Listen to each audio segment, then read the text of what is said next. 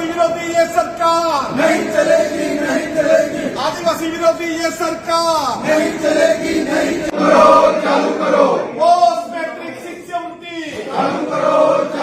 2010 UPA સરકાર દ્વારા આ પોસ્ટ મેટ્રિક શિષ્યવૃત્તિ કેન્દ્ર સરકાર અને રાજ્ય સરકારના સહયોગથી ચાલુ કરવામાં આવી હતી। આ શિષ્યવૃત્તિમાં એવી જોગવાઈ હતી કે મેનેજમેન્ટ કોટામાં પછી MBBS હોય, BHMS હોય કે આયુર્વેદિક હોય કે એન્જિનિયરિંગ હોય કે MBA હોય, કોઈ પણ કોલેજમાં તમે એડમિશન મેનેજમેન્ટ કોટામાં પણ લો તો એને સ્કોલરશીપ આપવામાં આવતી હતી। પણ આ ગુજરાત સરકાર દ્વારા ઓક્ટોબર મહિનાના 18/10/2024 રોજ એક ઠરાવ કરીને આ શિષ્યવૃત્તિ રદ કરવાનો નિર્ણય લેવામાં આવ્યો છે। એ બાબતમાં આજે અમારા સાથી ધારાસભ્ય ચૈતરભાઈ વસાવાનો પ્રશ્ન હતો કે ભાઈ આ શિષ્યવૃત્તિ તમે ફરી ચાલુ કરવા માંગો છો કે કેમ? અમે સીધું મંત્રી પાસે એક જ વસ્તુનો જવાબ માંગતા હતા કે આ ઠરાવ તમે રદ કરીને આ યોજના ચાલુ કરવા માંગો છો કે કેમ?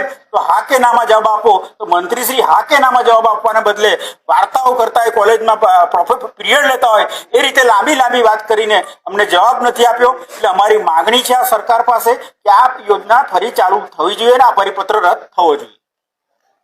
પ્રાણ પ્રશ્ન પોસ્ટ મેટ્રિક શિષ્યવૃત્તિ અને એમાં ભણતા 60 થી 70,000 વિદ્યાર્થીઓને અન્યાય થતો પ્રશ્ન જ્યારે ગૃહમાં ઉપસ્થિત કરવામાં આવ્યો ત્યારે એના પેટા પ્રશ્નમાં બધાએ જ અમે ભાગ લીધો અને અમારો સાદો સીધો એક જ પ્રશ્ન હતો, મેનેજમેન્ટ કોટામાં તમે એડમિશન આપો છો અને ત્યાર પછી વેકન્ટ કોટામાં એડમિશન આપો છો, તો એવી તો 2010 પછી 2024માં આ આદિવાસી વિરોધી ભાજપની સરકારને ગુજરાતમાં શું જરૂર પડી કે આદિવાસી સમાજની શિક્ષણની ભૂખ એમણે પૂરી નથી કરી શકતા?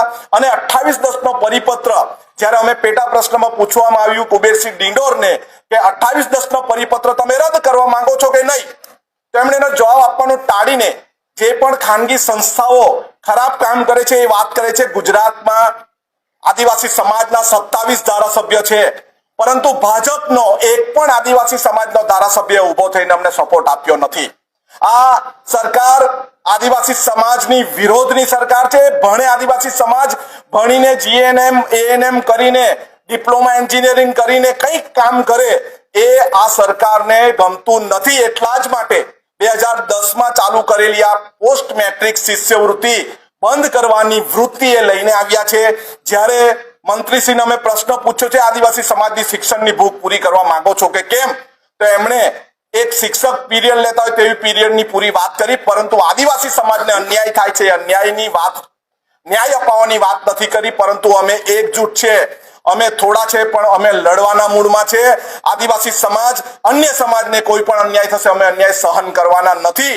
આ આદિવાસી વિરોધી સરકારનું માનસ ચિત્ર ખબર પડી ગયું છે અને એની સાથે જોડાયેલા ભાજપના એના નિશાન પર ચૂંટાઈ આવેલા આદિવાસી સમાજના એક પણ ધારાસભ્ય અમને સપોર્ટ કર્યો નથી। આ આદિવાસી સમાજ એ ચિંતાનો વિષય છે અને અમને આજે બહાર પણ કાઢી નાખવામાં આવ્યા છે આદિવાસી સમાજનો પ્રશ્ન પૂછવાના બાબતમાં, પરંતુ અમે આદિવાસી સમાજની સાથે છે, આદિવાસી સમાજના વિદ્યાર્થીઓની સાથે છે, આદિવાસી સમાજના વિદ્યાર્થીઓની વાલીની સાથે છે, પરંતુ આ ભાજપની આદિવાસી વિરોધી માનસિકતા દર્શાવે છે।